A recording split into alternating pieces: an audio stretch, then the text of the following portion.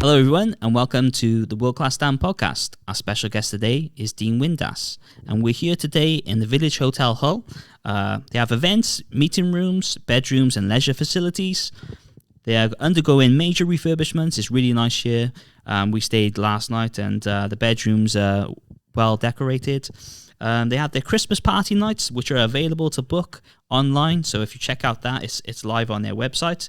If you're looking for the perfect place to celebrate the festive season with your work colleagues, friends, or family. But before we get into the episode, Steve, can you tell us more about the World Class Club? Yeah, sure. Our World Class Club is our members area. It's £2.99 a month. It's not contracted. It's not fixed. You can cancel at any time. Please treat it as a donation towards the show. We appreciate your support. It does support us to get X-Pros as well. For that, you get early release of episodes. So you get to watch episode 1 and episode 2 of all our guests back to back. Binge watch that. Yeah, well, should be a good episode of Dean Windas. We hope you like the episode. Please subscribe and we'll get back to you. Hello everyone and welcome to the World Class Dan podcast. Our special guest today is Dean Windas. Dean, thanks for coming on the show. Good morning. So you're working with Supreme CBD. Can you just tell us a little bit about the product and some of the benefits that you've received whilst using it? No, I got introduced to it 2 or 3 years ago. I was going for a little bit of a bad time myself in the sense of, anxiety, lack of sleep.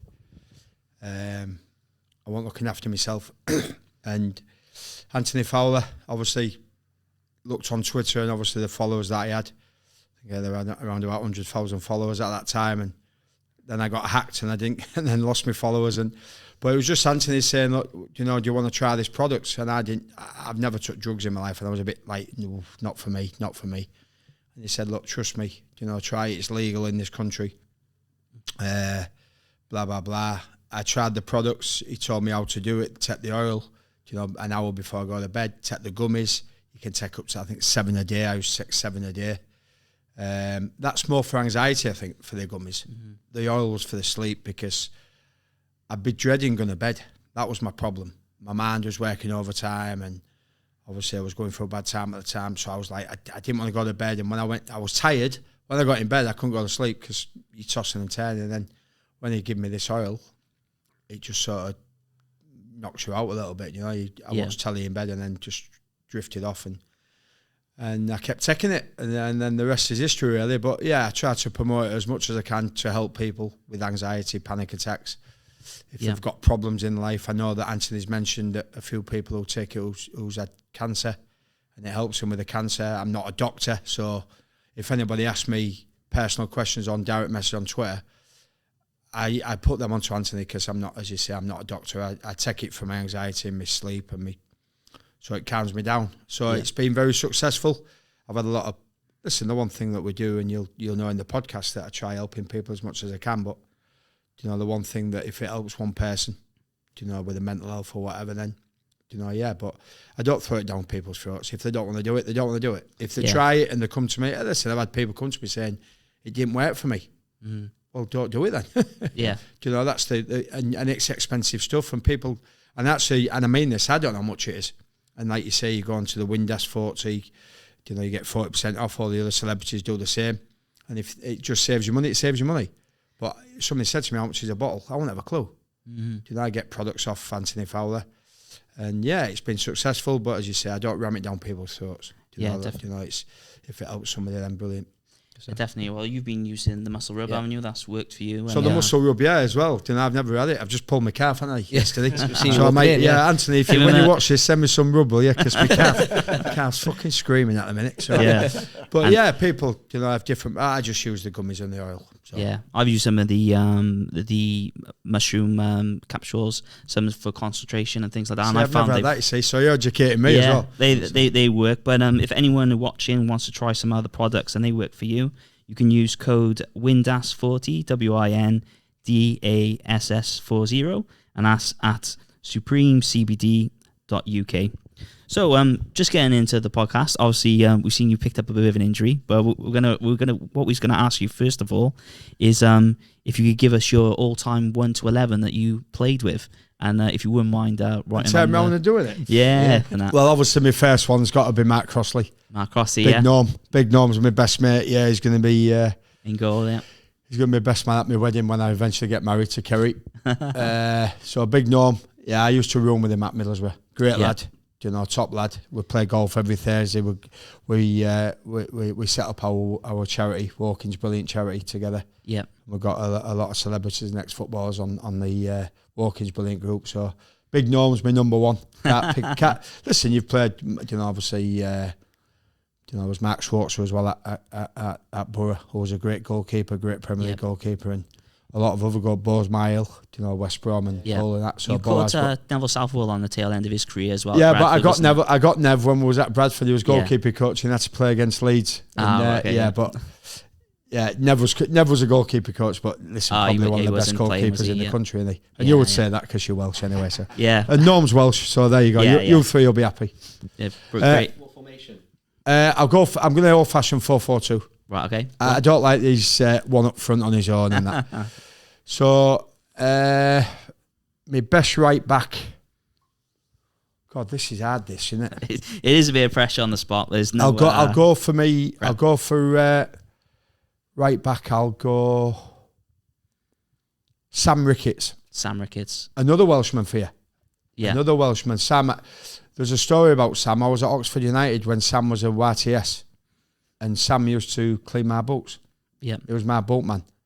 The richest boatman in the world, because I used to tip him loads of times. But he came to, when I went back to Hull the second time around in 2007, right, okay. Obviously Phil Brown signed him, and Sam ended up getting released from Oxford, and then obviously going through non-league, and then ended up playing left back for Wales when Giggsy was on the left wing. So I think Giggsy made his name as well, to be fair. So, but Sam was fantastic for us at Hull. He was brilliant, great athlete, great lad, good pro, and set up a lot of goals down that right wing and crossing balls for us. So I'll pick Sam. I'll be happy with that.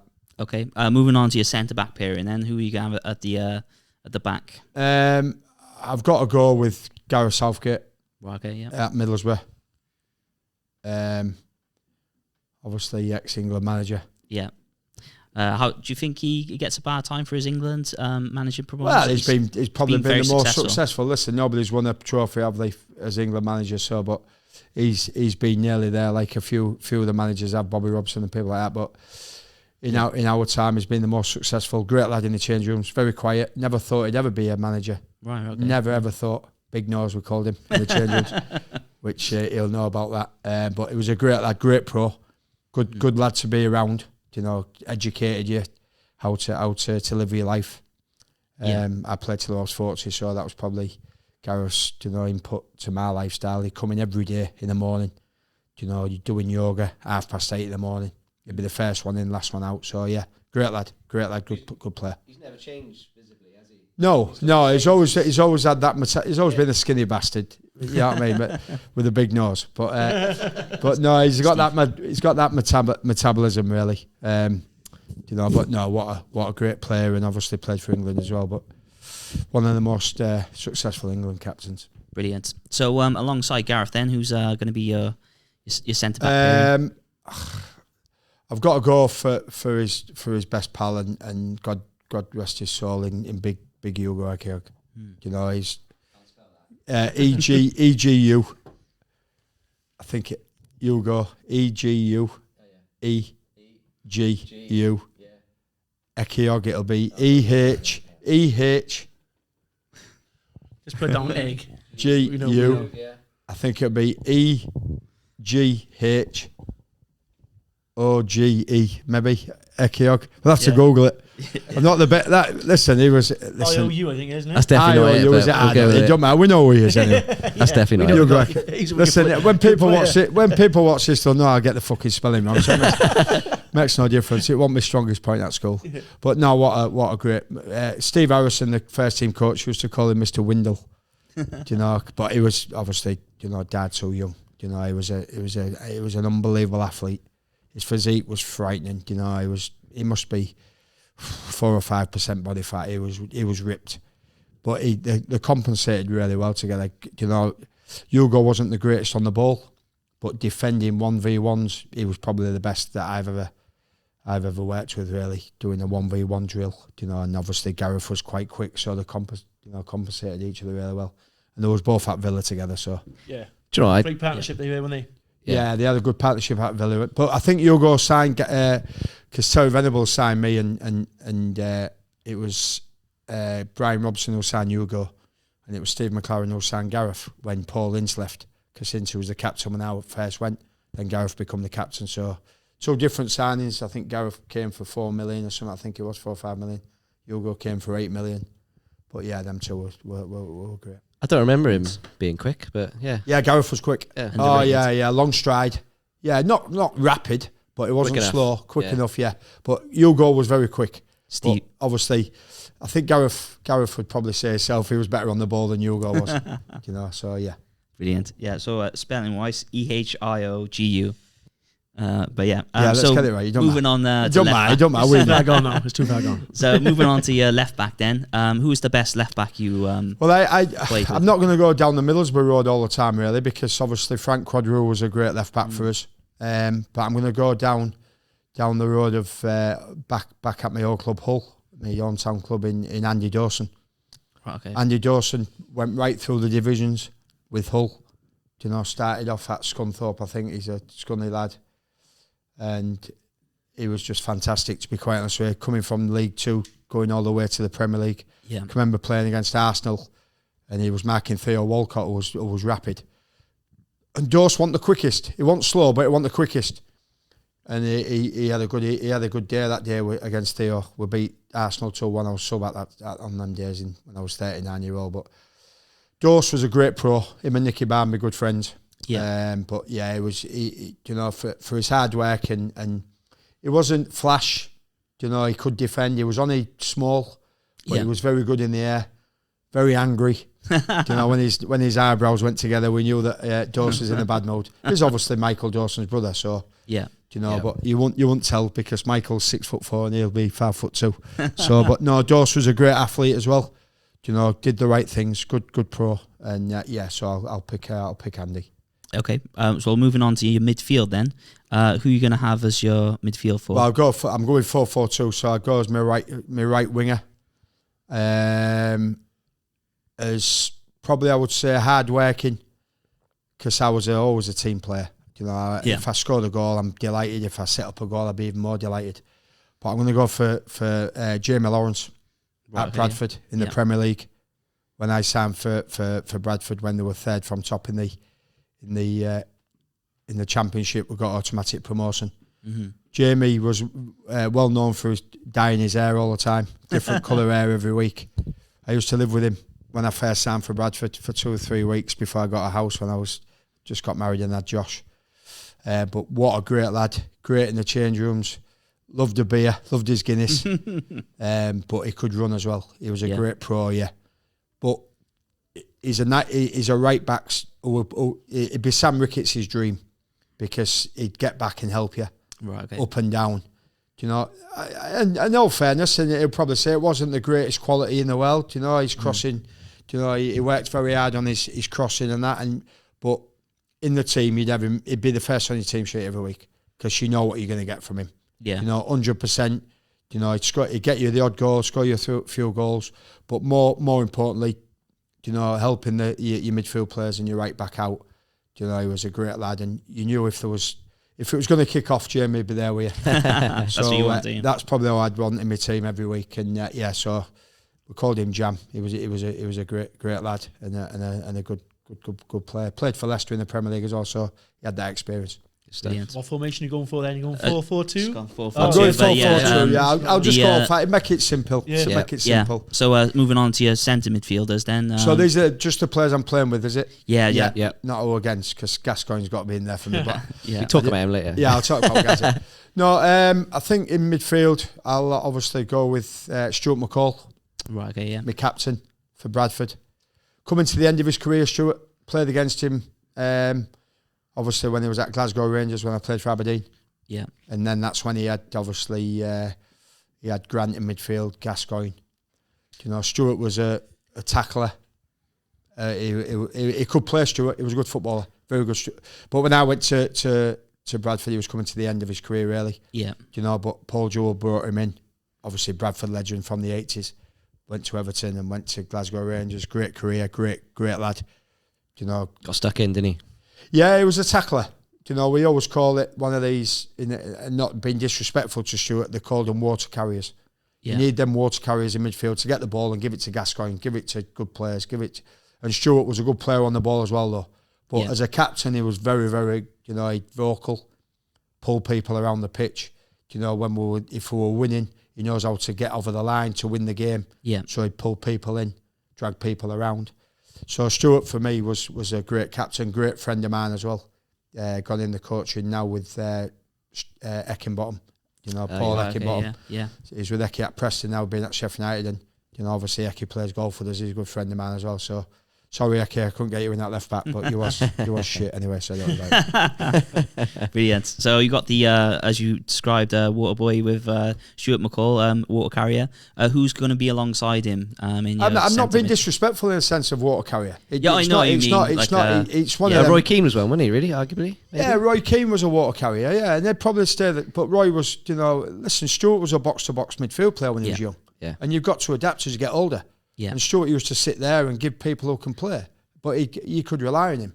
You know, like a Carlton Palmer, you know, or something like that. Carlton Palmer will get up box to box. I was with Carlton the other week, and by the way, I put you to bed as well when you was drinking your Guinness. By the way, but yeah, listen, you got to have that mix of talent and obviously hard-working people who don't want to do the shitty part of the game. And Stuart did that shitty part of the game as he got older, so it helped the team. Do you know what I mean? So it's not being disrespectful. I wasn't the greatest fucking footballer in the world, but I knew what I was good at. Yeah. And Stuart knew what he was good at. So that's what you want on your side, and that's right? how it works. Yeah. Yeah. He was alongside him. Obviously the governor, Ince. Yeah. Um, How good was Paul Ince? Because again, I was very unlucky really, because he was coming to the end of his career, was Ince, when I signed for Borough. Listen, we got on. I'll tell the story later on, but we got on really well. I got on really well with Ince. Yeah. You had to be careful with Paul because his standards was that high. It was fucking frightening. Oh, really? Yeah, and he was, as you say, probably Keano, you know, people like that, Brian Robson. Well, they get compared a lot, don't they, Keano? Well, the Keano and Brian Robson, that's how probably Roy Keane become how Roy was, because he was very demanding. Yeah. It was never his fucking fault when he gave the ball away, like. It was always somebody else's fault. Yeah. But he was just so demanding, you know, training every day, you know, obviously, you know, you're living, he put food on the table for your family, and that's what he looked at. And to come from the rough estate from London, where he started from, and then playing for West Ham, and then going to Man United and being so successful as a captain, and then going to Liverpool as a captain, and then into Milan. You know, he's captained every fucking football club, by the way. Good league. You don't become a bad player overnight, yeah. So Ince he was a leader. That's his nickname, is a leader. You know, and I'd put him. You've got three captains there. You got three captains, but he'd be my captain. Okay. He'd be my main one out of the three, because he was so demanding, very vocal. Gareth was quiet. Stuart was quiet, but like he'd say something in the change rooms. He'd say something on the pitch and in the change rooms. Okay. Do you know what I mean? So he'd be more vocal than them two. But yeah, them two would. If he was the older one and he was the younger one, that'd be brilliant, because he'd sit and he could get in the box and get you a goal. Do you know what I mean? So that's why I've gone for that. And then Jamie will just fucking run up and down. So it'd be brilliant. Brilliant. Okay, so completing your midfield then on the left. Yeah. Who's going to be your left Well, winger? you can't pick anybody else in my football career than Peter Beagrie. Yeah. Peter Beagrie on the left wing was absolutely wow. He was incredible for me. Yeah. You know, in the Premier League and in the Championship, I scored so many goals from Beags. The trouble is with Beags, he'd go mad. Yeah. If I'm up top and I get hold of it and I'd ping it out to fucking Jamie, he'd go mad. Don't fucking pass it in, pass it me, give it me. He'd always want the ball. Yeah. In running on the training ground, he'd be at the back. Right, okay. But on the pitch, you give him a football at his feet, he'd run with it all fucking day. Turn up for match days, 100%. You just give him the ball, and I'd go like, "You're not tired? Just pass it." Do you know what I mean? I could run. I was a good runner, but if I ran with the ball like he did, I'd be breathing out my ass. But he just wanted the ball at his feet. And the one thing about people who say to me when he came, remember he used to play, he used to check, didn't he? He'd go to cross it, check. Then he'd check again. He'd check again. He'd check again. And I said to Paul Joe when I first signed, I went, fucking hell, Gaffer, I'm making 100 runs. And he's checking. And Paul Joe went, make 101, because he'll stick one on your head. And in the end, my football intelligence and his football brain, it was telepathic. I knew when he was going to check. And I knew when he was going to cross it. Because people say to me, what foot was he? Left foot, right foot. I was going to say, he was, Didn't have a fucking clue. two-footed, yeah. He was two-footed. I would say to him, Biggs, which is your best foot? He didn't matter to him. And I was two-footed, but he was naturally, but yeah. So I had that eye contact with him. I knew if he was going to go like that, come inside, and I knew he'd go like that and check. So I never made me run in the end, because then I know that he's going to whip it in. So yeah, but give him the ball all fucking day. You won't want to mark him all day, because he'd run at you and run at you and run at you and run at you. But you do a 12-minute run around the pitch, you'll be at the back. Not because he's a poor trainer, just the way he was in just training. the way he was in training. Yeah. He wasn't a long distance runner, but He's a sprinter if you rather put a than ball, if you put a ball around a 12-minute run and you ran with it, he'd probably beat you. Yeah. It was just that he never got tired with the ball at his feet, but he Yeah. got tired when he had to do a long distance run. Some players prefer that, don't they? Ball at the feet training rather Well, than. I could do a long run. distance running, but I couldn't do that. Yeah. I'd be blowing out my ass. Yeah. I'd be at the front of the running, but I'd be at the back with the ball. Do you know what I mean? So that's how people are different, are they? Yeah. You know what I mean? So I'd say, why do you have 4 or 5 touches? Just fucking pass it. You don't get tired just passing it, do you? And then make you run. You know what I mean? So no, but Biggs was scary. Great stuff. So that's a great squad you got there. But who's going to be your front two? And you're going to put yourself in, or are you going to? No, I'm not going to put myself in. No, it's not. Right, It's okay. unfair to do that. I think that I won't get in that fucking team. Trust me, I won't get in. But I think, listen, I've got a dilemma here, because I didn't play with the lad that often, but when I did, he was unbelievable. And it was either when I go 4-4-2, I go 4-4-1-1, as we call it, a number 10 and a number 9. Right. So I'll pick my number 9 first. Alan Boxic. Boxic. Fucking scary, man. Yeah. This boy was unplayable on his day. But if he had like me today, Castro, and he'd be out for 9 months. He was just frightening. This boy, 100 grand a week, he was on that Middlesbrough pound. Well, he was on 100 grand a week, because me and Matt Crosley opened his wage slip one day. But at that time, Middlesbrough were throwing it about, weren't they? They had a few. Yeah, they had some money. Yeah. And, but the trouble is, like, he was fucking scary. Mm-hmm. You know, the only person who could stop him in training, and it wasn't very often, was him. When we used to do drills, 1v1 drills, the gaffer, either Steve McLaren or Brian Robson or Terry Venables, whoever did the Steve round, the coach, they'd always do 1v1 sessions, and he'd always mark him, and sometimes he'd come out on top sometimes. So them two were like, if that went 1v1, I'd go, fucking don't put me against him, because you've no fucking chance. But he was frightening. Left foot, right foot, quick. Tall lad as well, wasn't he? Tall, 6'3". Yeah. Oh, great lad in the Lazio? Lazio and AC Milan. I think in AC Milan, was it? He came from. Yeah. Great player. But a great player. On his day, unplayable.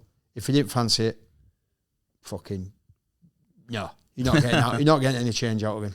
But when he was on his day, and I played just in behind him when I was at Middlesbrough, which helped me, because I wasn't quick.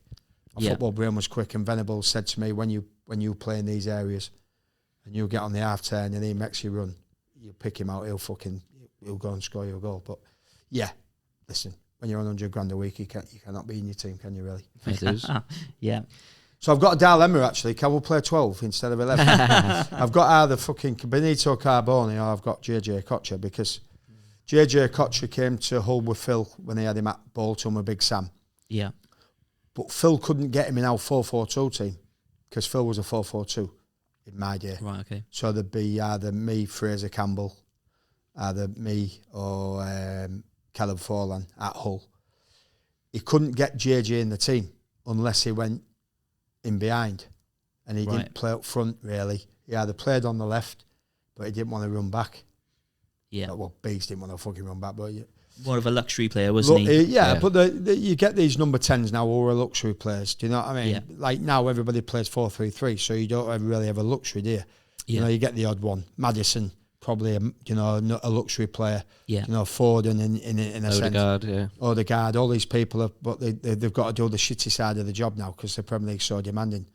But I probably have to, because JJ didn't play in behind, because he played we played the Diamond at Southampton, and and JJ played at the top of the diamond, and I played up top with Fraser Campbell, and we got beat 4-0. Oh, wow, okay. Because Phil was trying to get him in the team. Because in training, and when he was sub and he'd come on, I was fucking delighted. Because I was on the same wavelength as him. Mm-hmm. He knew what I was good at. He knew I want quick, so he'd just play little 1-2s with you, and do you know what I mean? And the Hull boys will tell you, and even the Bolton boys and probably the fucking Jamaican boys, this boy's a fucking special talent, by the way. Yeah. We all saw him through the Premier League, and when he came, I was delighted. Phil Brown went fucking, when he comes on the pitch, my eyes light up. But he just couldn't get him in the team, unfortunately. But he was a great lad in the change rooms, you know, great lad on a night out, even though he was teetotal, he'd come out on a night out. Still have a laugh. Get his credit card out and he'd buy everybody drinks. He'd come into the training ground in 5 different cars every week. You know, but not a big time Charlie. I hate fucking big time Charlies. You know, we're all normal. We're all footballers, but we get paid for something we love. So, but I'm going to go for Carboni. Benito Carboni, Carboni, yeah. Yeah, fantastic player he was. Me and him played up front for nearly a season and a half. The biggest disappointment about Benny when he came to Bradford, he didn't score enough goals. Mm-hmm. Every day in training, I'd stay behind. We'd both stay behind doing finishing. And he'd score goals in training, fucking unbelievable. Top corner, chip the keeper and that. He scored a few important goals in the Premier League for us. You know, we both scored against Chelsea when we beat Chelsea at home, 2-0, second game of season. But we complemented really well. Both wasn't quick, but his brain was like mine. He was just like, he knew where I was. He knew how close we played together. We'd link up together. Yeah. And he was just a great lad in the change rooms. English mentality, never missed training. When he first came, he had his own personal trainer. Oh, wow. Yeah. But he'd come in every day. The boy would come in every day as though he was going to a wedding. Suited and booted. Nice. Mm. And every day I'd cut his ties. Brilliant. I'd cut his ties up there every day, and then he'd come in next day and he'd buy a new fucking... But he was on 42 grand a week when he came to Bradford. And he knew it was me who was cutting his ties, and then he'd come on the bus. He'd have all fucking Louis Vuitton gear and all that shit. And he'd come, because there was him. There was Dan Petrescu who came. Dan was a great right back for us, but got injured when he was at Chelsea. That's why I went for Sam. But obviously, he was a great lad. We got on brilliantly. Do you know what I mean? He was just a lovely person. And, you know, everybody, listen, he was a number 10. He was our number 10. He liked playing that sort of inside left channel, didn't he? He loved to cut in and then fucking and it won, But as you say, when we played up top, it was like he overs and it was really good for us. We played really well, but it was a crowd pleaser. It was a crowd pleaser. He'd nutmeg people in the corner and like JJ, he'd flick things over the people's heads, you know. So that's why I've gone for Benny, because I played more games with Benny than we did JJ. So that is my 11. Last one then is the manager. Well, best manager. This is going to be me. This is me. My heart rule in my head, really. Now, Terry Venables, for me, because he signed me from Middlesbrough, was probably one of the best coaches I've worked with, and I've worked with some good coaches. But I'm gonna go for Terry Dolan, because I won't be doing this podcast if it weren't for him. Yeah, he gave you your start at the beginning of your career. He gave me everything that I had in my football career. And he gave me that second chance at Hull City. And he's a good friend of mine now. He lives in Ferriby and lives around the corner from here. And now we're at the Village Hotel in Hull now today. But Terry Dolan for me is like my dad passed away, and he was like a second dad for me. Now for me, working on a building site, playing for local football, North Ferriby United, he gets the Hull City job. He knew I'd been released 18 months previous by Brian Horton, and then he takes a chance. It brings me back in. Changed my life. It changed my life. And he said to me, all he said to me was, "You got a second chance now. Don't fucking throw it away." And that was in league. What was it? Division 2 then. So there was like 1, 2, and 3 and 4, weren't they? This was Division 2 football, Division 3 football. Sorry. And that's the reason why. You know, I'm not. You're talking Venables, and you're talking Steve McLaren, and you're talking Roy Aitken. You know, all these managers who I've played under. You know, Mally Shotton at Oxford was a great manager. You know, but this man he changed my life. Got you on the pitch. It changed my life. Brilliant. You know, all I wanted to do was professional footballer. and I got knocked back 2 or 3 times. And then when I got the opportunity, and he gave me that chance, and all I said to him was, I don't want to go back to that building site. And he went, well, you've got a chance. Do you And think having understood that it. experience of being released, working on the builder site, and then coming back, did that give you a bit of fire and more motivation? Of course. To Well, have it? listen, you're earning £140 a week on a build site, fucking odd carrying. Mm. And then you sign professional footballer for Terry Dolan, by the way, on 250 quid a week. And when I do my after dinner speech, I'd have signed 50 quid. Yeah. Mm. You know what I mean? I'd have signed for less than what I was earning on the building site. Because I wanted to be a footballer.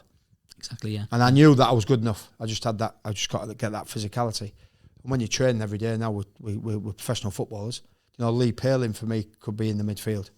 You know, was a great footballer, Lee Paling. You know, and he educated me in football as well. But Terry for me, as you say, we'll stop there.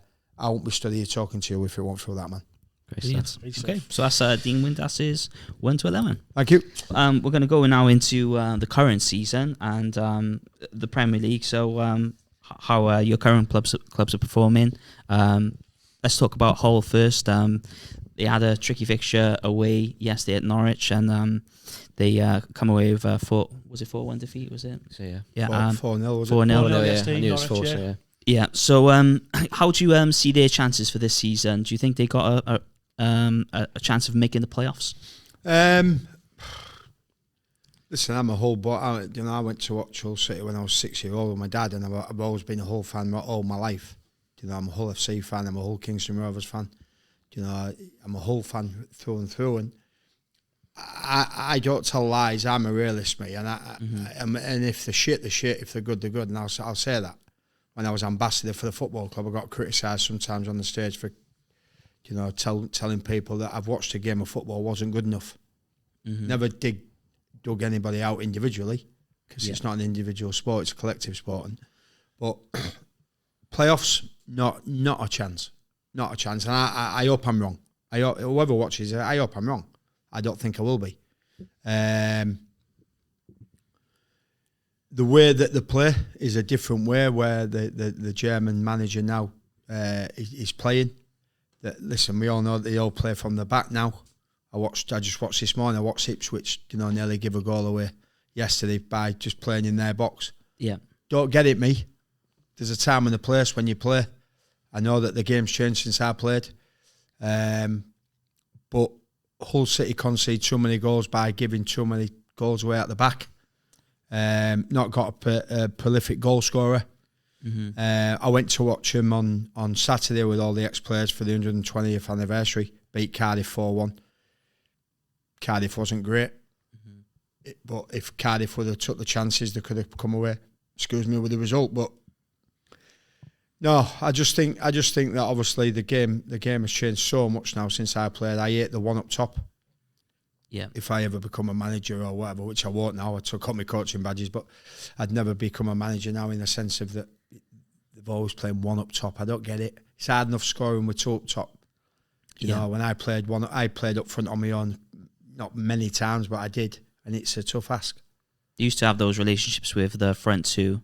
You talked about in your 1 to 11, where you had people supplying you. And there's not many that there used to be like big man, little man combos. Yeah. That's kind of gone out from the game. Listen, in my career, I was the physicality of the two, but I wanted to play with somebody who was quick. Yeah, like Fraser Campbell, like for example. Fraser or whoever. You know, Linton Brown in the early days was lightning quick. You know, and it's Danny Cadamartri played up front with, it was quick. Yeah. So I always like that combination. Really, I'd like to be the battering ram and get smashed all over and win headers and flick it onto me centre forward. But the game's gone now. The game's you don't have a Peter Beagrie anymore. Yeah. You know, you don't have a Jamie Lawrence up and down the right wing crossing balls or you don't have that anymore. It's a 4-3-3 where two wide men have got to come and link in, and so for Hull survival, I'll be happy with. Right. Okay. Do you know, because a month ago we were talking like these could get relegated. All my mates are Hull City fans, and I'm like, you know, and I was being realist. I went to my local pub and my landlord said, "Oh, the manager's just moved around the corner from where I live, just renting a house, and his wife's moving in November." And my answer to Andy, the landlord, was, "It won't fucking last till November." That was. But then they went and won 3 on the bounce. Yeah, they had 3 big scorelines, didn't they? Fucking mad. Beat The Cardiff, championship's mad. Stoke as well, they beat.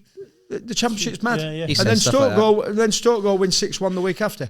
Yeah. Do you know what I mean? So that's the championship. It was like that in the championship with us. You win 2 on the bounce, 3 on the bounce. I said to old Josh at Chef Wednesday, they got a great result yesterday at Coventry away. Yeah. Then they drew at home during the week. They were 4 from bottom. Then they beat West Brom, top of the league. Yeah. Then they go 4 points, 4 up the division. Then they draw, they go another 2 up the division. Then they win yesterday, they got 3 up the division. Fucking 5-6 points off the playoffs. Yeah. So you win 3, you're up there. You lose 3, you're down there. And that's what happened. Now, if you get that, when we got to the playoff final, we won 13 games on the bounce to get in the playoffs, finished 3rd. And maybe could have got an automatic last game of the season if Ipswich would have lost and we'd have won.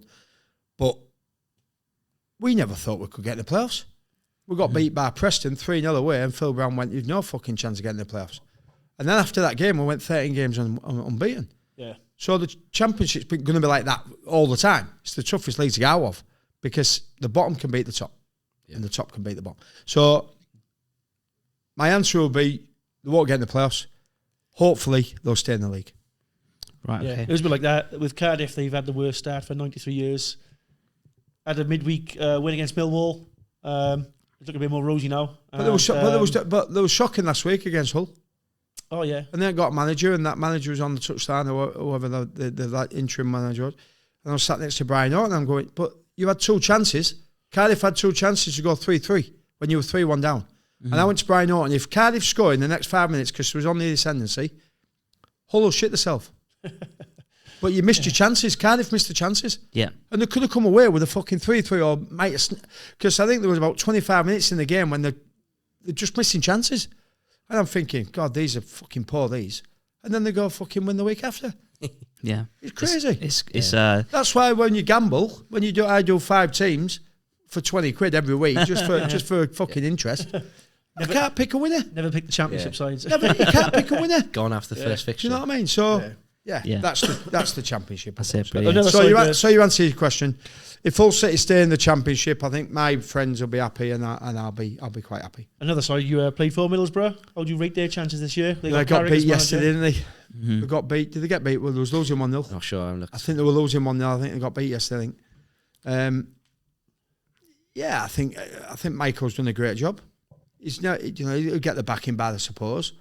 It's a great fan base when I was in the Premier League. Really. Big stadium up there, isn't it? Yeah, huge club, aren't they? Yeah. There were 30,000 when I was there when we were in the Premier League and that. And you drop down, then obviously your numbers are going to drop down with supporters. I get that, but they're a club that should be in the Premier League. Yeah, 2-1 against Watford. Listen, Steve Gibson, the chairman's an absolute diamond. If anybody wants a chairman, to back you, he's the man to fucking do it. Andy Campbell said the same yesterday. Brilliant. Yeah. I think I saw him in 2.5 years, twice, in the canteen once. And saw him at the games, obviously in his seat, but he'd never interfere with Venables or Brian Robson when he was there at the time when I was there, and certainly never, as I could see, never got involved with Steve McLaren. So, but he was a gentleman. He'd come in, he'd put a party on before pre-season in the grounds where the training ground is for all the family, barbecue, few beers. He was just a gentleman. But listen, like a little bit like myself, local lad, working class lad. He was a working class lad from Middlesbrough. Mm-hmm. He'll become a very successful businessman and bought the football club. And he certainly put his fucking money where his mouth is. Yeah. But hopefully, as you say, listen, I watch yesterday I watch every club I've played for. I watch every result. Oxford, Aberdeen are fucking flying at the minute. Yeah. So I watch every club that I played for. Yeah. You mentioned Aberdeen. 6 out of 6 they won. Doing really well. Yeah, Celtic, I was up there speaking a month ago, and I go in my pub. Listen, I go in all the shitty pubs. I like the shitty pubs, mate. I fucking love all that shit, mate. And I never buy a drink in Aberdeen. That's why I like it. But no, listen. It was a great football club. It was a great football club for me to move when Terry Dolan sold me, which he had to.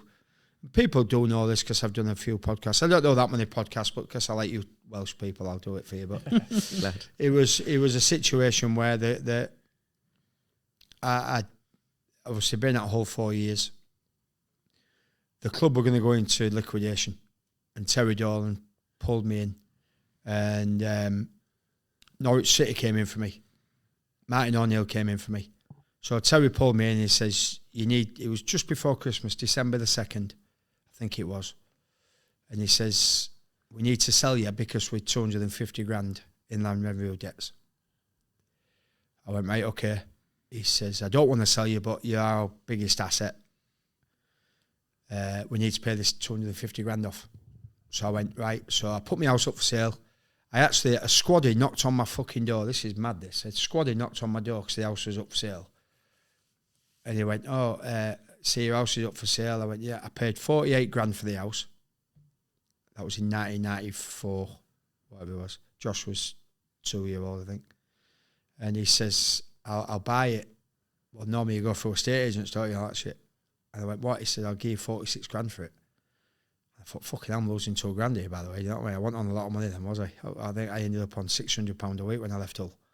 And I thought, I'm going to Norwich. So I'll get my money back. So I went, all right then. Me being me, thick as fuck. And he went, shake my hand then. And I shook his hand. He was a big fuck. I thought, oh, fuck, you can't go back on it. But I thought, I'd get me 2 grand from my transfer fee anyway, do you know what I mean? And a week later, fucking Norwich City pulled out. Oh. And Martin O'Neill's just brought a book out. I don't read, do I? I can't spell, so I don't read. I can read, but I don't spell. And I got a mention in Martin O'Neill's autobiography saying that when he tried signing me, Robert Chase was the chairman at Norwich, and they wouldn't pay the 250 up front. They wanted to pay it in instalments because they sold me for 750 grand, but he wouldn't do the deal. And Martin O'Neill resigned because he couldn't sign me. Oh, wow.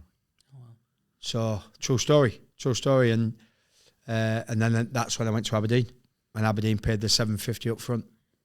Okay. That cleared the debts for Hull City, opened the gates at Bulfrey Park, and then the rest is history. And then, so if Martin O'Neill's watching me, why didn't you sign me for fucking Leicester? Fucking joke. And I've seen him in a few lounges when I was doing ambassador roles and that, and he's a great man, Matt Martin. But yeah, and Jerry Taggart's my mate as well. So I used to say to Tags, when you see Martin, why didn't he fucking sign me for Leicester? Because he resigned when he didn't sign me. He went to Leicester and he didn't fucking sign me. So, but no, that was the story. That the reason why I left. The reason why I left Hull. So what's their aim target in the top tier of the Scottish League up there, Aberdeen? Obviously with the. Well, when I was there, I was third. Okay. Rangers, Celtic were too strong. Yeah. Gascoigne's, Loudrup, De Canios. Yeah. People like that. You know, that Van Hooijdonks, fucking. Yeah. Richard Goff, God bless him, Andy Gorham, who was a good friend of mine, who passed away 2 or 3 years ago. Coisty up front. You couldn't compete with them. We had the, I don't know what the budget was. It wasn't a great budget, I don't think, but obviously my wages went up dramatically, but it wasn't like what they was earning. But you've got international footballers for Celtic and Rangers. You know, don't get me wrong, we had a great team, we had a great change room. You know, me and Billy Dodds was up front, and Scott Bull, who played for Scotland. Dodds ended up playing for Scotland. Duncan Shearer, Scotland. Ian Jess, you know, played great footballer. Paul Bernard, midfield. Obviously then Jim Leighton in goal. So we had a good side, but we couldn't compete with them. They were arguably better back then, I think, the Scottish. Fuck it. Listen, when Josh... Henrik Larsson, players like that. Stevie Glasson. Yeah, listen, I said to Josh when Josh signed for Glasgow Rangers, you know, it was it's a fucking massive football club, by the way. We all know that. We're not fucking naive. But the trouble is, like, it wasn't the Scottish football what I played in. Do you know what I mean? Because they were streets head. Celtic Rangers, it was either one of them who was going to win it, and it was either Aberdeen or Hearts who were going to be fourth. Hibs were just below. You had Raith Rovers, who was in the Premier League in my day, you know, and Falkirk, who was it? Do you know what I mean? So you had like Rangers, Celtic, Aberdeen, Hearts, Hibs, Motherwell. They were your top six, and it's whoever was going to be the top three, and we was always third. And Big Roy, when I signed the week after. They won the Coca-Cola Cup. They beat Dundee at Hampden. So the team was, the city was buzzing anyway. But I was young. I was a young boy, 24-year-old. And I went back last week doing the speaking, and somebody went 31 years ago, Dean, you signed for Aberdeen. Where's them 31 years gone, man? Mad, yeah. Fuck me, man. Yeah. Crazy.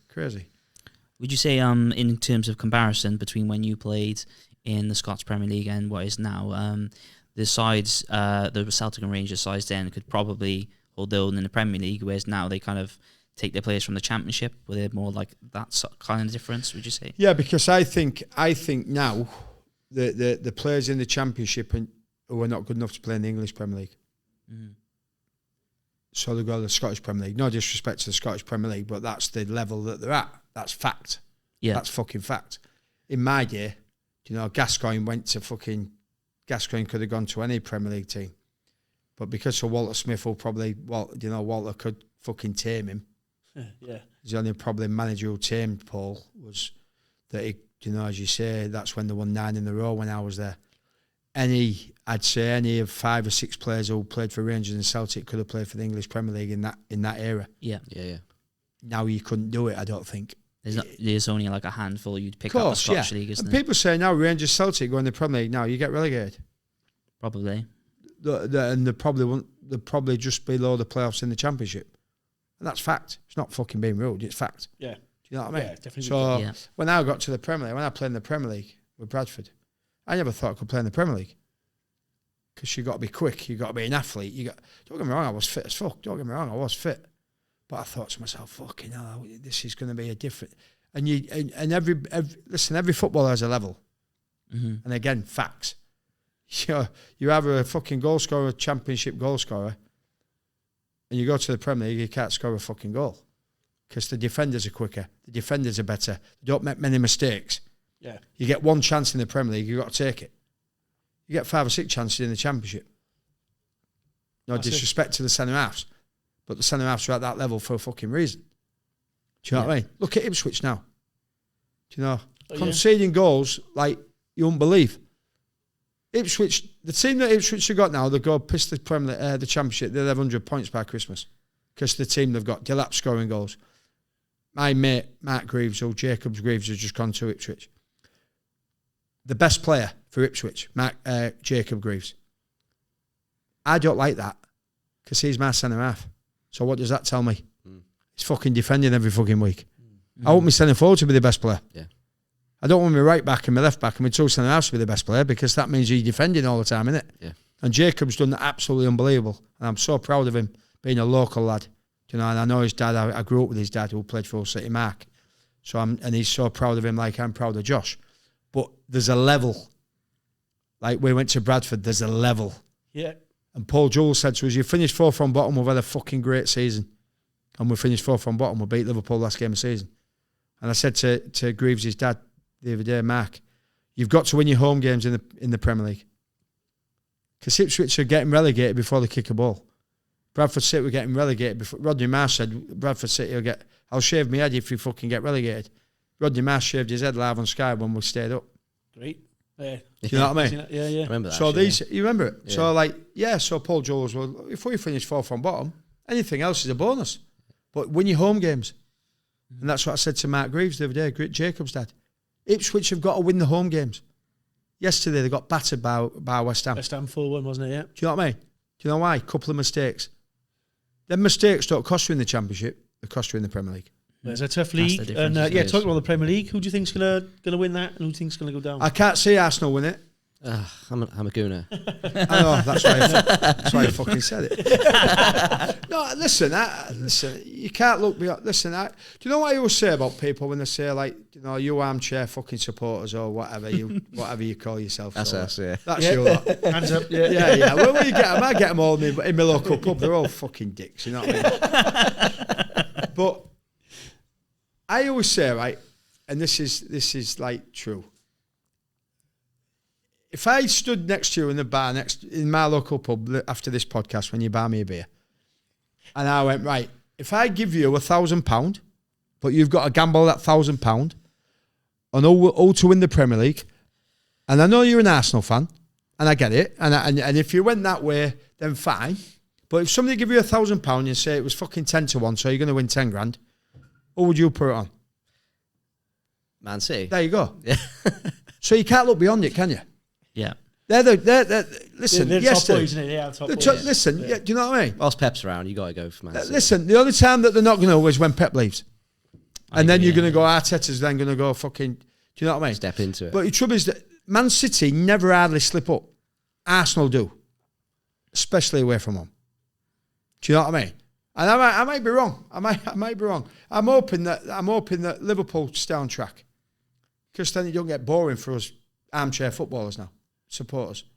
Do you know, I want Liverpool. I want fucking Chelsea to be up there. I want Arsenal and I want Man City. I don't want Man City Arsenal. Because there's only going to be one winner. Do you know what I mean? The squads are too big. So the Carling Cup, Pep's just come out, the Carabao Cup, not interested. Play the kids. If we win that, brilliant. If we don't, it gives the kids experience. Do you know what I mean? It's one of them, and Chelsea now, desperate to win a trophy. Tottenham, desperate to win the trophy. So we're going to play the first team in the Carabao Cup, do you know, to get to Wembley, to get a cup, do you know, to win a cup. Man City don't need them fucking cups. Yeah. Man City want to win the Champions League and the Premier League. That's his priority. And after 10 years, he'll go.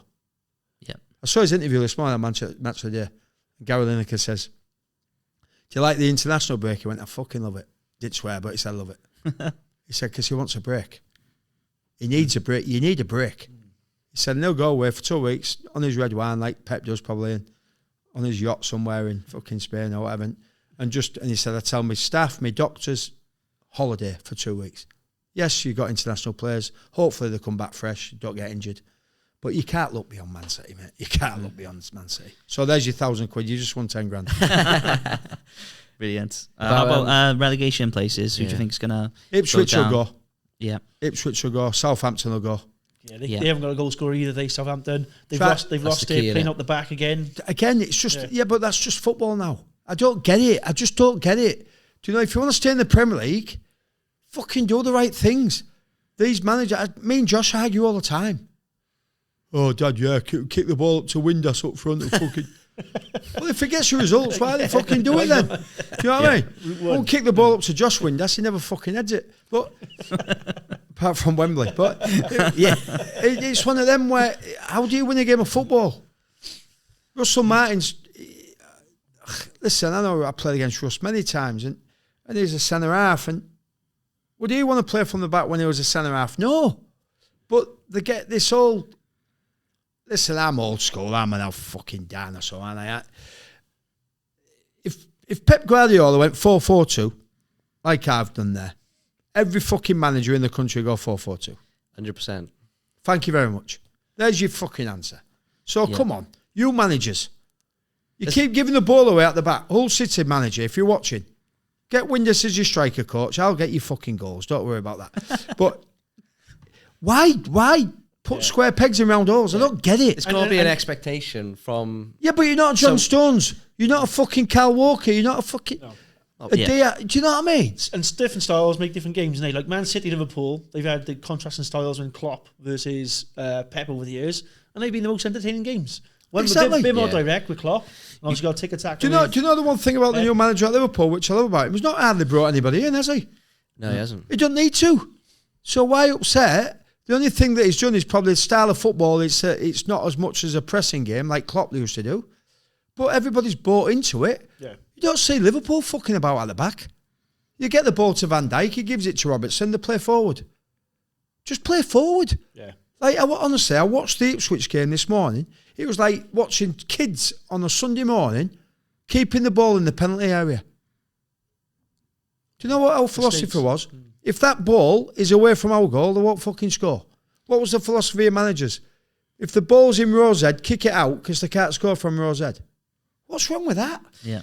I think... what's wrong with that? I know I'm old school. People are watching this playing, you're going, you fucking old bastard. It's the time to do it, isn't it? It's the time to... It's the time and the place, but I'm saying to you, you haven't got the Man City players to play like Man City. So don't fucking do it. Well, if you look at Burnley, I think Burnley's a prime example. They played, that long ball, direct football under Sean Dyche. They stayed in the Premier League, got rid of him. How many years? It was about 7 years? or 8 years, wasn't it? So what's wrong with that? And then they bring in someone like Vincent Kompany, pass around at the back, and then they get go relegated. Down. So, yeah. It's nice to watch on the eye. It's like you say 4-4-2 Dyche. He had Woods and Barnes up front. Yeah. When the ball's in the wide areas, fucking cross the ball. Woods, now at fucking Nottingham Forest. Yeah. I don't think he's the best player in the world, but he'll put himself about. Him and Woods and Barnes for Burnley in the Premier League, they were fucking handful. I love watching Burnley. Yeah. Why does Sean Dyche want to play at the back? Why? Should get beat. So then he goes, oh, fuck me. It's not like Big Sam used to say, it's not launching it, it's a good long ball. Well, if you're in me, when I was, because I was decent in the air as a 5'9" centre forward and a bit of hold the ball up, I'd say to my right back and my right winger, when you get the ball in the wide areas, you know where I'm going to be. I'll be on the back stick. So when the ball used to be in the left area, say to Andy Dawson, hit the diagonal and I'll win the ball and nod down to my centre forward. To first come with a fucking Koch over there. What's wrong with that? And then if I don't win the ball, they had it, then we get the next ball and then we play from there. Well, I like, let's say Haaland, it plays a bit like an old centre forward, doesn't he? He's put right up the top. But he can't head the ball, actually. But he's getting the goals, but like in an old-fashioned sort of way. But all the other strikers are too wide, coming in off the wing. All these fucking stats, you don't touch the ball. He touched the ball 4 times, scores 4 goals. Fucking bothered. Yeah. Yeah. Great. No, I've watched Haaland. Fucking hell, he's a big fucking unit, isn't he? He's a machine. The man's a machine. Not great when the ball comes up to him. Do you know what I mean? He's not fucking great, is he? Do you know what I mean? He puts the ball on the net, You'll put the ball in the fucking box, he'll score your fucking goals. Yeah. So Pep Guardiola probably says, don't touch the ball, just touch it in the box. As long as you fucking score, I don't care if you touch it outside the box. And it's not very often, when he does touch it, sometimes it bounces off him and he gives it away. But once he's in he makes them runs and Foden and people like that, fucking De Bruyne, and when De Bruyne plays, okay, no. You don't have to touch the fucking ball only in the box. Yeah. But all these stats and all that, again, me and Josh argue over fucking stats and numbers and shit like that. I've ran that many distances. I had an argument, well, I didn't have an argument. Fucking Alan Boxic had an argument with fucking Steve McLaren once. Monday morning, comes in, we beat West Ham 2-0 at the Riverside, right? Me and Alan scored, 1-2. Paul Kitson, the dark-haired one, not the ginger-haired one, Kitson, the Paul one, who played up front for West Ham. So McLaren came in, every Monday morning, does the stats, right? Fucking Alan Boxic, who sat at the back of on the back of the thing. Not interested in football whatsoever, you know what I mean? Just run it. At school when you used to lean on your fucking thing at the back of the class, didn't you? And Alan, I always sit at the front. My dad always used to say to me, sit at the front, look at people in the eyes. Do you know what I mean? Even if you played shit, look at people in the eyes. So you got Southgate, you've got fucking Ince, you've got all these big internationals like that. And McLaren goes, right, yeah, great win Saturday, 2 blah, blah, blah. And then they come up with a stat. And Alan Boxic never says anything about football. Probably don't like football. And McLaren went, I'm just going to say, do you know Paul Kitson? Centre forward for West Ham? Yeah, whatever. He went, he's done more running than Dino and Alan Saturday. And I'm thinking, where are you going with this, by the way? And I never said anything. I thought, well, I played well, I scored, I won't fucking bother. Super all scored, 1-2-0. And he's fucking out, he's gone, fuck off. Fucking turn around. Wait, what? He went, fuck off. And everybody turned around. And McLaren went, you what, Al? He went, what are you fucking on about? He went, Kitson? He went, who's this Kitson? He went, I know, who's this fucking Kitson? He said, he fucking runs around. He went, top of the video print, the projector screen? Yeah. What was the fucking score? And who scored? He went, yeah, I get that. Now fucking. He's gone like that. He went, me and Dino scored 2-0. Kitson, fucking run around. Fucking shit. Fucking, he run around next week, he won't score. Gets up his chair and fucks off out the meeting. And we're all going, get in there, Al, you prick. McLaren can do fuck all. Oh, goals when you games, it's all these stats. Yeah. You do so much running. Why? The only way you run is when you ain't got the fucking ball. Is that correct? Yeah. When you're pressing. Fucking every time you get it, you're knackered. Do you know what I mean? So if I've got more possession, then I know that my team's playing well. When I'm fucking done 1,000 metres or whatever you've done in whatever they do now, Phil Brown used to say to me, if we get a 7 in the 1,000 metre club, we'll win the game. I disagree. because we hadn't had the fucking ball because we're chasing it around. But that's my old dinosaur coming out of me again, isn't it? No wonder I won't get a job after this fucking. So Brilliant. we've talked about a few players, haven't we? And this show's all about world-class players and giving players that stamp of approval, the world-class stamp podcast. What does that mean to you, that term, world-class? Gascoigne. Right, okay. What about Gascoigne? Unbelievable. It's that. Unbelievable. I modelled myself on Paul. He's 2 years older than me. I'm 55. Paul will be 57 now. I watched DVDs of him when he was at Tottenham. I didn't really see much when he was at Newcastle. I can't really remember as him coming through as a kid. But I knew that there was obviously he's coming through and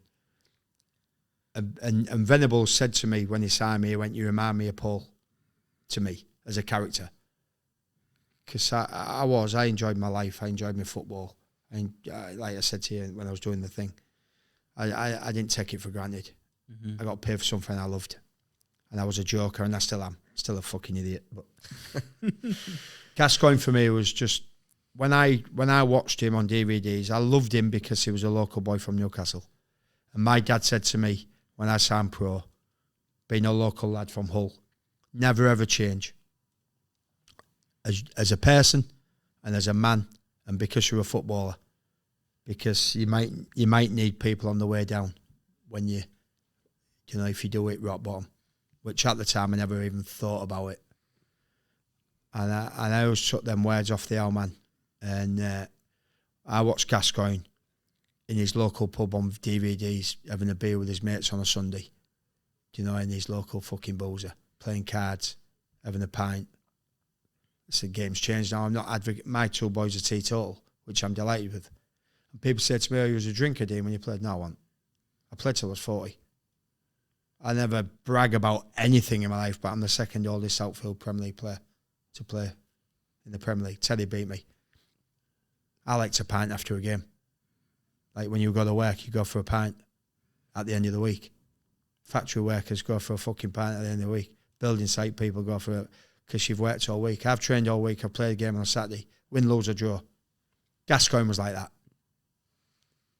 Never broke any rule. The rules are in football, you don't drink 40 hours before a game. Never ever did it in my life. After a game, I'll have a fucking pint. If I had a game on a Tuesday, I wouldn't have a drink on a Saturday because you'd be in on a Sunday for a warm down. And then you got a game on a Tuesday.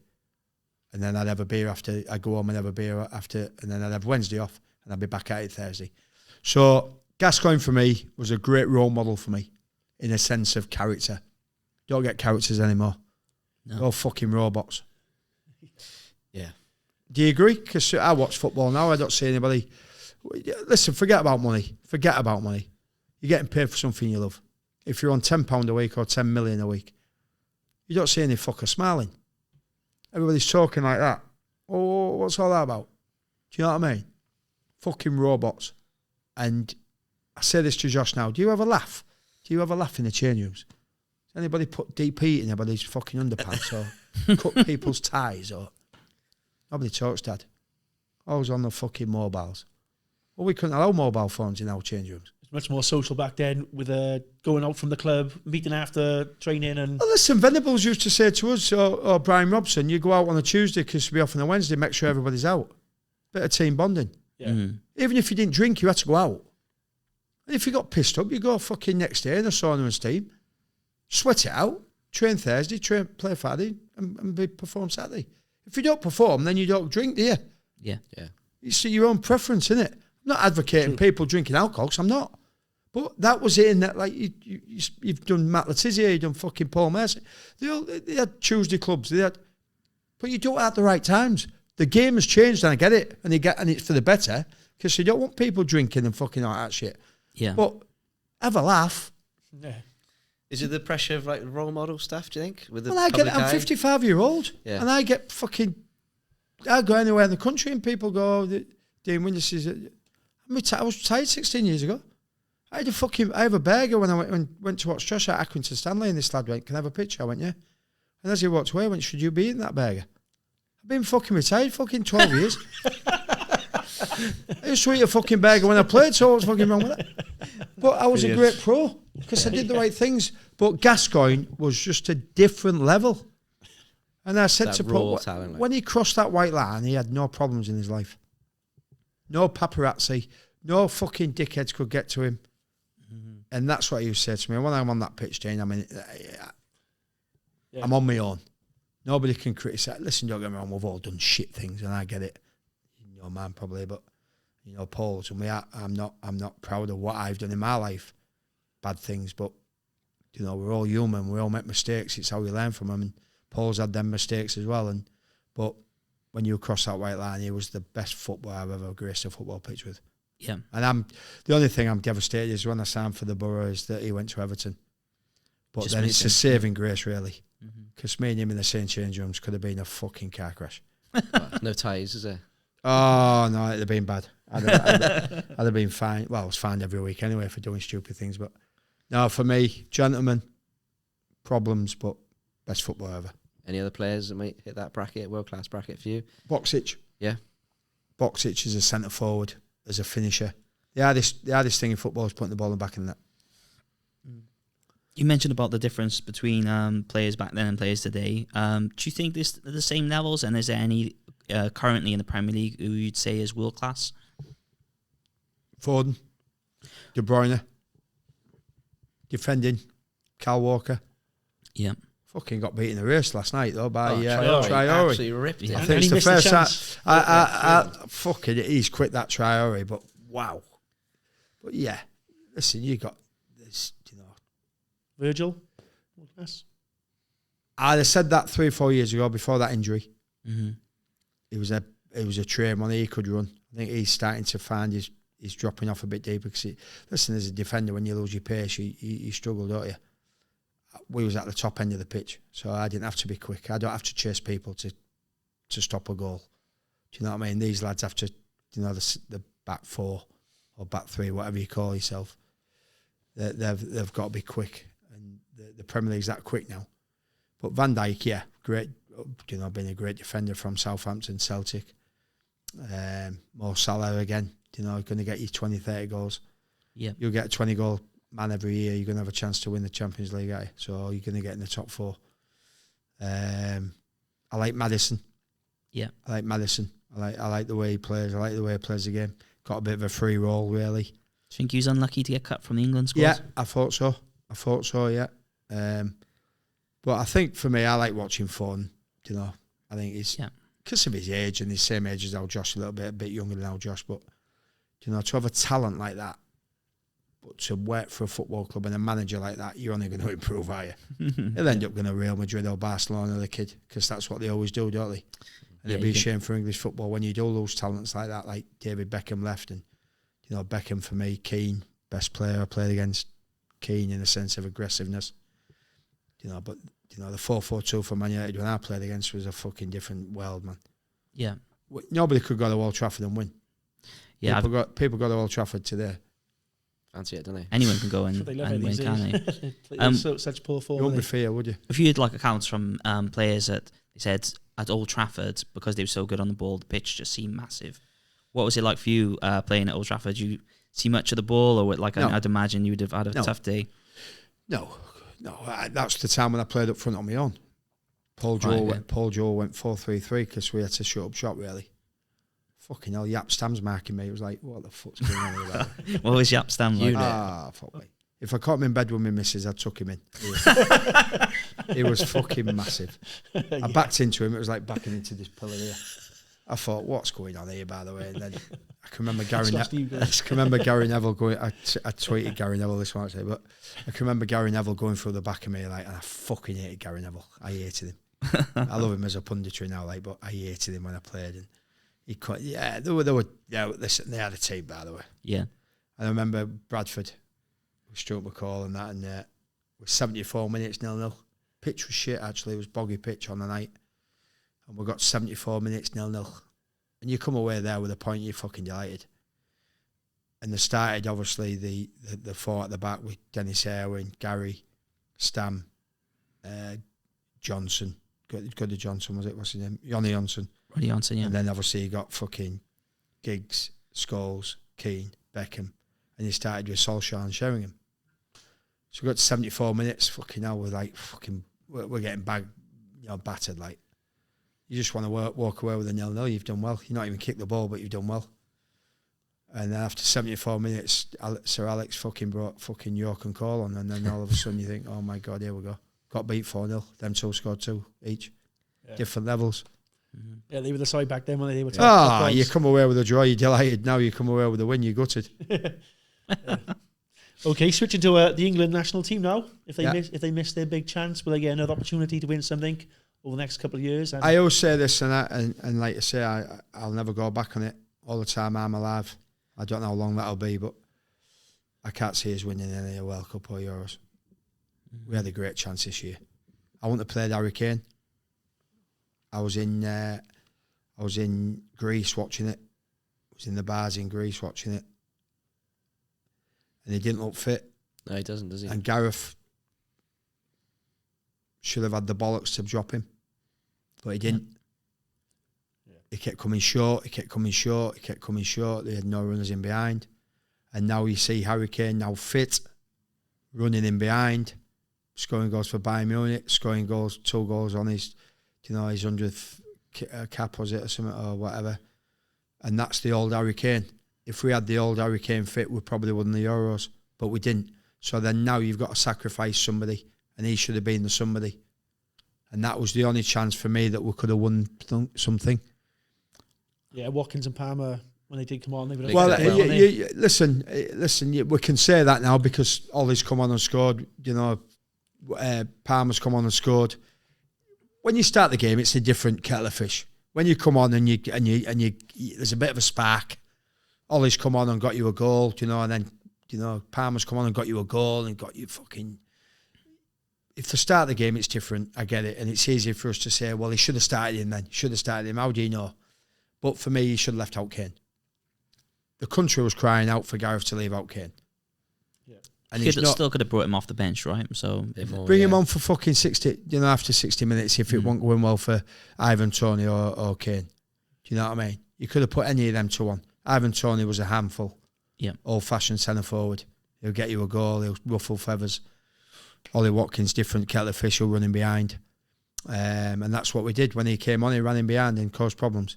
But Harry wasn't fit. Not saying he's a fucking bad player. He's the best fucking goal scorer I've ever had. Do you know? But he wasn't fit. And sometimes Steve McLaren said you've got to sacrifice. There's a game of football when there's one game of football or one defining moment will win you the game. And the defining moment and the sacrifice of Gareth would have had the bollocks to say, look. And maybe sometimes Harry should have been honest and said, look, Gaffer, I'm not fucking fit enough. And stop being selfish. But footballers are selfish, unfortunately. Yeah. Who do you think's going to replace... Lee Carsey's doing a great job now, actually, as the interim manager, but who do you think's going to take over full time? Is he going to take over? Of course he is. Lee going to take over? Yeah. Another... They probably won't like me for this, but another sort of yes man. FA bred, isn't he? FA bred. Yeah. Gareth was under 21s. Gareth once successful at Middlesbrough. Got sacked. Went to the 21s. Yeah. No. Yeah. No. Listen, when somebody asked me the question, would you give it to her? And they probably wouldn't take it now, but soon as Klopp got fucking sacked, I'd have took Jurgen Klopp all day long. Yeah. Knows the Premier League. Knows the English lads. Yeah, got a bit of rapport going on, with the fans already. If he probably turned around and said he wanted it, they would probably give him it. He probably made my first choice. My first choice. Potter, no, not an experienced enough. Eddie Howe, not experienced enough. Then is he probably? I don't want to go down the foreign route really, but I don't class Jurgen Klopp as being foreign now. Do you know what I mean? Because he'd been in the Premier League that long. Do you know? So yeah, you want an English manager because we're English people. You want that, but the closest one for me, for us, like the question you just said to me, the only way that we probably would win a trophy is by the Jurgen Klopps of this world. Lee Carsley, great coach, don't get me wrong. Different style to Gareth. Watching the last 2 games, it'll be interesting this month or these 2 weeks. But listen, at the end of the day, lads, we could pick the England team. Yeah, it's never going to fucking change, really, is it? By the odd one. Yeah, it's. I Some good players there. Cole Palmer, we haven't mentioned much about. He'll him. start He's- again now. He's on fire in the... Listen, Yeah, when 4 you score goals. goals in the Premier League, you know you do, don't you? You get picked, don't you, for England now? Yeah. It's Your answer is, and I'm up I'm wrong again, I don't think we'll win the trophy all the time. I've got an all in my ass. Do you think Harry Kane, any of the England players, hit that world-class bar for you, or might? No. Have you mentioned Kyle Walker earlier? Jude Bellingham, maybe. Yeah, Jude, but in and out. Yeah, Yeah. he was. Gascoigne change games. Yeah, no one at that. Scholes change games. Do you know what I mean? And you need somebody in the 11 to make something happen. And listen, it's hard, isn't it? Yeah. World-class players, it's hard to... Maradona, fucking Pele, world-class, you know. What do they do? Change games. Score goals. Create goals. Do you know? No. Not at this present time. I can't turn around and say he'll be a Maradona. He'll be a Gascoigne. Phil Foden, if you play him as a number 10. Right. Don't play him wide. Yeah, you stuck out on the left, wasn't he? Yeah. That's the beauty of football, isn't it? We all have opinions, don't we? And that's why I'm sat doing podcasts and not a fucking manager. Great stuff. Okay, so we're going to move on to some blind rankings. Have you ever done any blind rankings before?